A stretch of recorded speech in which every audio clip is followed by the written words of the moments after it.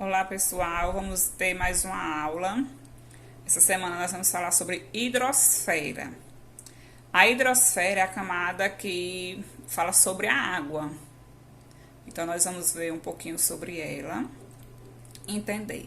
Hidrosfera é a camada da água da superfície terrestre, que inclui desde rios, lagos, oceanos, até lençóis de água subterrânea, geleiras e o vapor de água da atmosfera. É uma camada descontínua que engloba a água em todos os estados físicos, líquido, sólido e vapor. Aí eu trouxe aqui uma imagem mostrando esses três estados físicos, né? O líquido, que é das chuvas, dos oceanos, as geleiras que está em cima dos picos das montanhas aqui, ó, isso aqui são gelo, que está o mouse. As chuvas representando o estado líquido juntamente com os oceanos, e o vapor de água, que é essa partezinha aqui, que é evaporação. Então, a faixa de água descontínua, porque nós temos faixas de água e nós temos faixas de terra, por isso que é chamada de descontínua. A importância da hidrosfera, a importância da água. A água possui importância sem igual para o ser humano e demais formas de vida existentes em nosso planeta, pois todo ser vivo precisa de água para sobreviver. Não só o ser humano, as plantas, os animais, os micro-organismos. Então, todos os seres vivos necessitam de água para sua sobrevivência. Além de ser utilizada no consumo direto, além da gente beber, né? A água possui outras importâncias e utilidade. Uma delas é o fornecimento de alimentos e recursos naturais, como peixes que encontramos em lagos, rios e mares. Além disso, as pessoas utilizam a água como fonte de energia através de hidrelétricas, transporte através de hidrovias e como forma de preparar alimentos e meio para se higienizar. Aí eu trouxe aqui, né, a água que é importante para todos os seres vivos da Terra. Aqui água importante para as plantas, como meio de transporte. Geração de energia, a energia elétrica que nós temos graças às hidrelétricas, para o nosso consumo e para a preparação de alimentos. Quantidade de água no planeta. A água ela é composta por 97,5% de água salgada, que são as águas dos mares e dos oceanos. 2,5% é água doce, é água que a gente pode consumir. Só que dessa água doce, aí nós vemos aqui, existe 0,514% de água subterrânea, que está no subsolo, nos lençóis freáticos. 1,979% das geleiras, são as glaciares. 0,006% dos rios e lagos e 0,001% na atmosfera, que é o vapor de água. Se vocês somarem todos esses valores do jeito que está aqui, aí vai dar 2,5%. Aí isso é a água que a gente pode consumir, que é água doce. Nós não bebemos água salgada. A água salgada ela pode ser dessalinizada para ser usada como consumo humano, só que é um processo bastante caro. Aí tem os estados físicos da água. A água é encontrada na natureza em 3 estados físicos: o líquido, o sólido e o gasoso. Então nós vamos ver como é que é cada um desses. O estado líquido encontra-se em maior parte do planeta por meio de rios, lagos e oceanos. O estado líquido não possui uma forma própria. Estado sólido. No estado sólido, a água possui forma, como por exemplo cubos de gelo. Isso acontece pois as moléculas de água se encontram muito próximas devido à temperatura. E o estado gasoso. No estado gasoso, as partículas de água encontram-se afastadas uma da outra, por isso não possuem uma forma definida. Ou seja, o que é que isso quer dizer? O estado líquido, quando eles não possuem forma própria, se você colocar o recipiente, água líquida, em um balde redondo, comprido, ele vai pegar aquele formato redondo e comprido. Se você colocar numa bacia, vai adquirir o formato da bacia. Se você botar em uma garrafinha, vai adquirir o formato da garrafa. Se você colocar no estado sólido, que ele já vai possuir forma. Se você colocar em um copo, ele vai adquirir o formato do copo. Se você colocar naquela forminha de gelo, ele vai adquirir o formato da forma de gelo. E o gasoso, ele não vai possuir forma nenhuma, que é o vapor de água. Por isso que não possui nenhuma forma. Eu trouxe aqui algumas imagens, certo? Olha, o estado sólido, por isso que ela tem forma, porque eles ficam bem juntinho. Aí tem aqui os cubos de gelo. O estado líquido, as partículas já estão mais afastadas, que é a água líquida que a gente consome. E o estado gasoso, as partículas estão bastante afastadas, porque ela está no estado de vapor. Aí eu trouxe aqui alguns exemplos, né? O cubo de água, os cubinhos de gelo, a água de uma torneira para uma bacia e o gasoso, que é o vapor de água. As nuvens são vapores de água. Mudanças de estado físico. Os diferentes estados físicos da água. Quais são os estados físicos? Líquido, sólido e gasoso. Existem só esses três estados físicos. Aí esses estados físicos, eles mudam de uma forma para outra.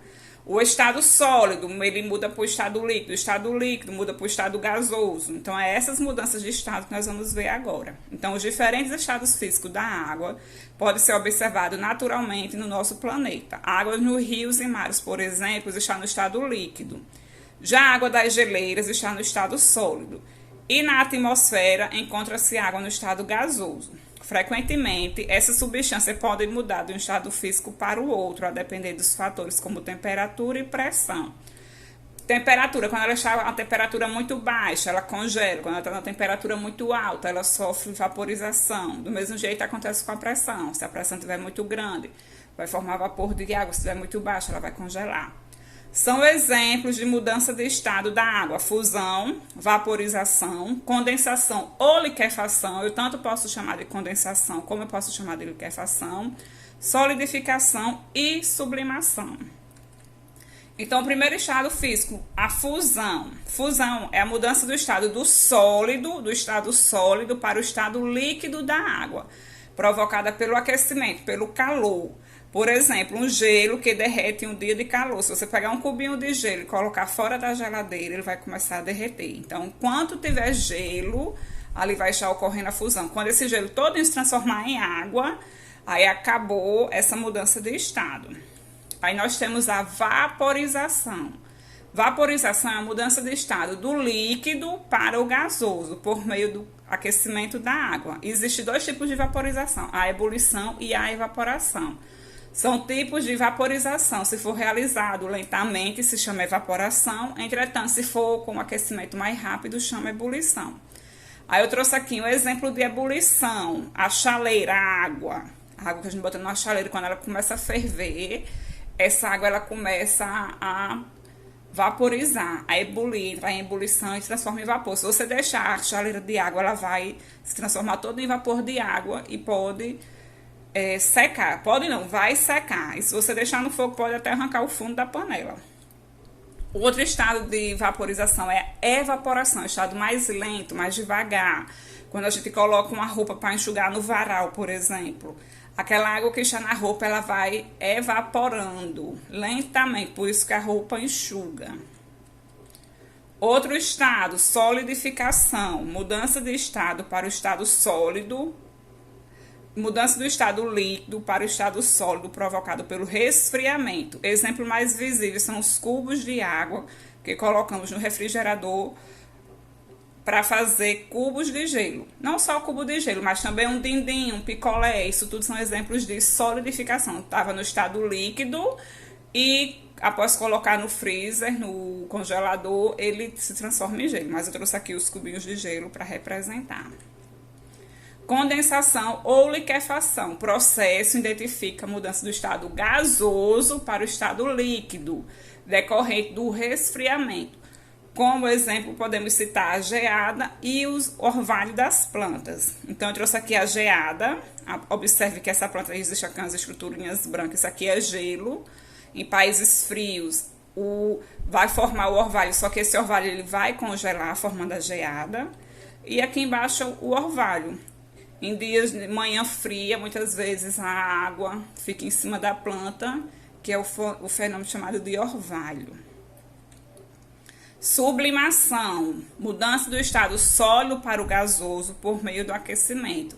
Também denomina a mudança de estado gasoso para o líquido, chamado ressublimação, como por exemplo o gelo seco e a naftalina.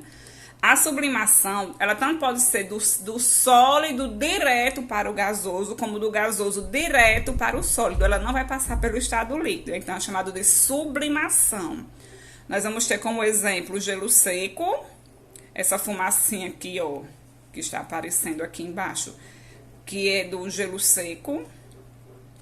E nós temos a naftalina. Se vocês observarem, a naftalina é aquelas bolinhas brancas que geralmente a gente coloca em guarda-roupa, em banheiro. E essa naftalina, ela tem um tamanho, ela vai simplesmente diminuindo até sumir. O que é que aconteceu ali? Ela não é que ela sumiu, ela sublimou. Ela passou do estado sólido direto para o vapor, para o estado gasoso. Então, esses são os exemplos de sublimação. Aí eu trouxe aqui uma imagem, certo? Os três estados físicos, sólido, líquido e gasoso, os três estados físicos da água e as mudanças de estado, do sólido para o líquido, faz o quê? Fusão, transformou em água. Do líquido para o gasoso, vaporização. Aí na vaporização nós temos a evaporação e a ebulição. Aí do gasoso para o líquido, nós temos a liquefação ou condensação. Do líquido para o sólido, solidificação. E do sólido para o gasoso ou do gasoso para o sólido, nós temos a sublimação. Então, esses daí são as mudanças de estado. Nós temos também o ciclo da água. O ciclo da água corresponde ao movimento da água na natureza e, portanto, apresenta processos de transformação da água. Aí nós temos aqui a água, certo? Nós temos os rios, os lagos. Essa água, o que vai acontecer com essa água? Ela vai evaporar, ela vai passar do estado líquido para o estado gasoso através da evaporação. Quando ela evapora, essa água vai ficar nas nuvens.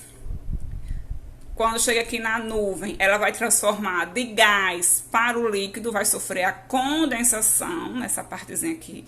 Condensou, ela vai se transformar em chuva, que nós chamamos de precipitação ou chuva mesmo, e vai cair nas florestas, rios. Uma parte vai infiltrar por essa freática e a outra vai ficar na superfície. E essa água sempre vai estar nesse ciclo.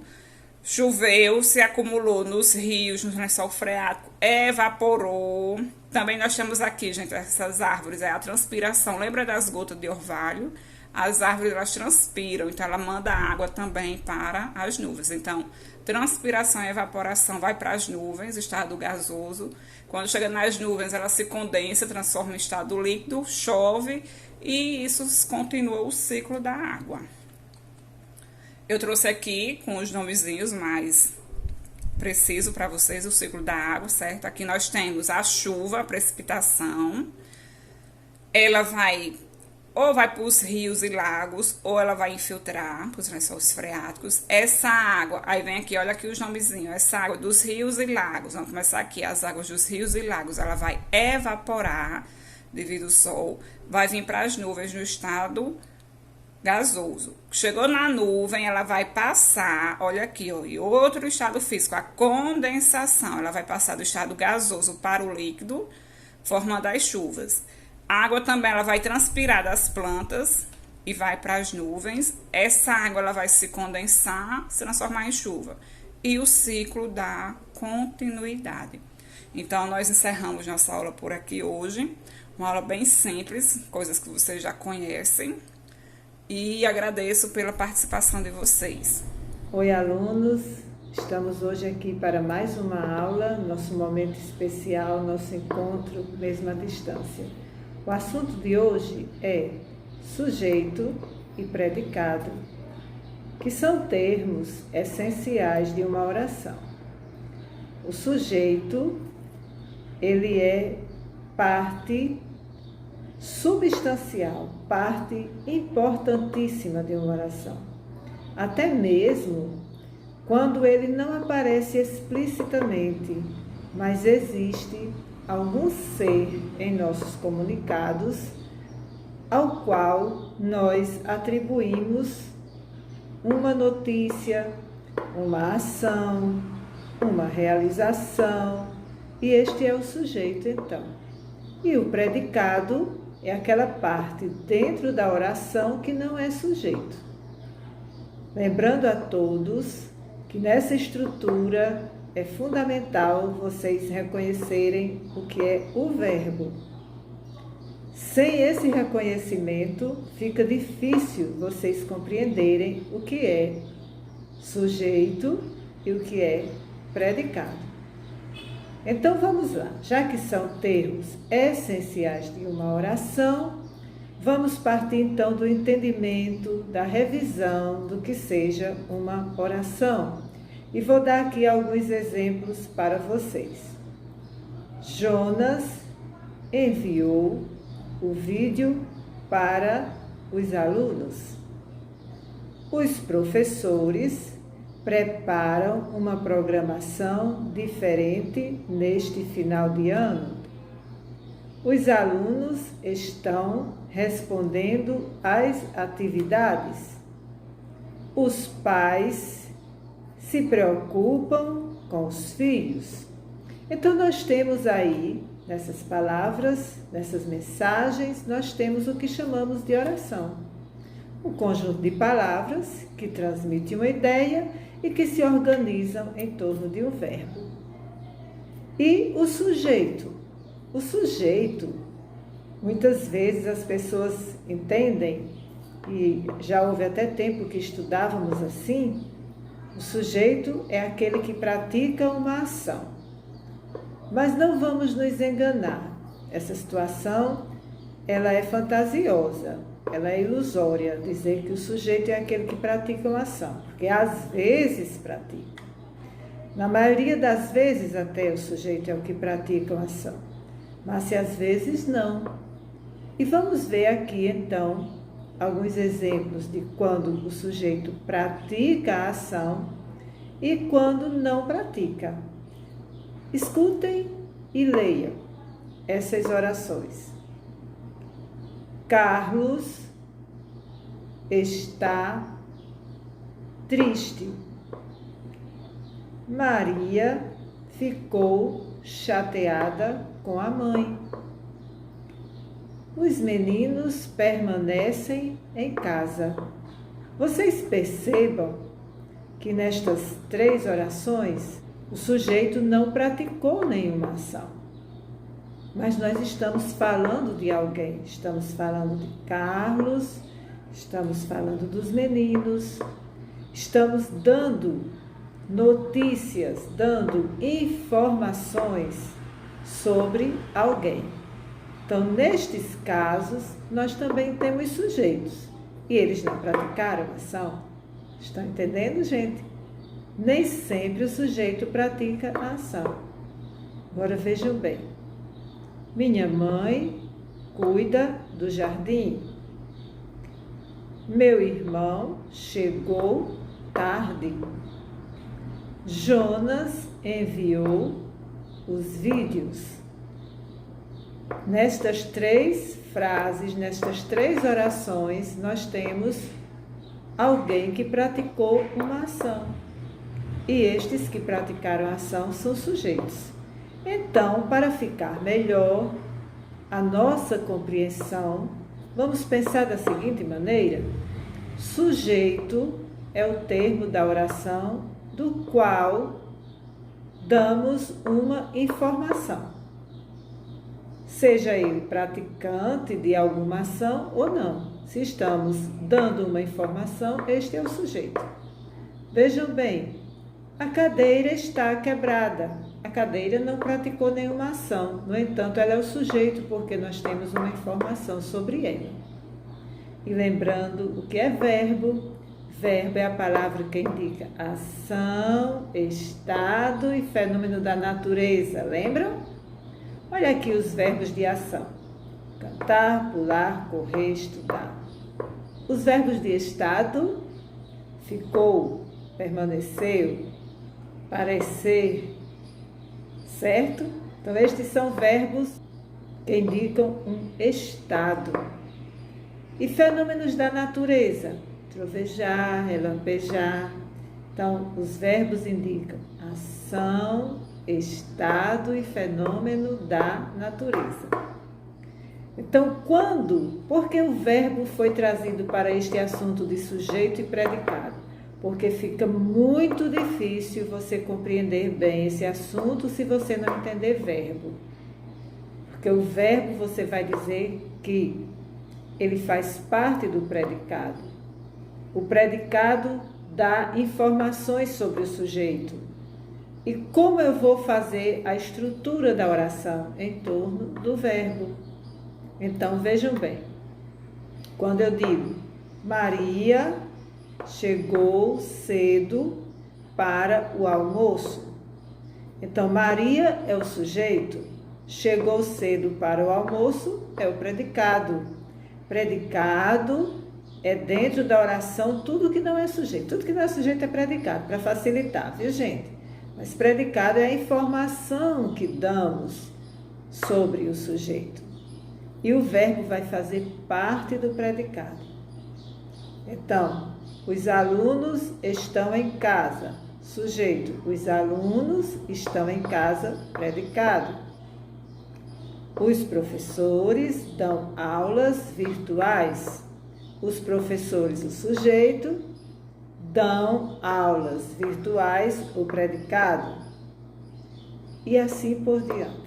Então, eu peço a vocês, respondam às nossas atividades, participem fazendo os comentários de vocês aqui, respondam tudo direitinho e vão revisando, vão estudando e logo mais estaremos nos encontrando, se Deus quiser. Um abraço a todos.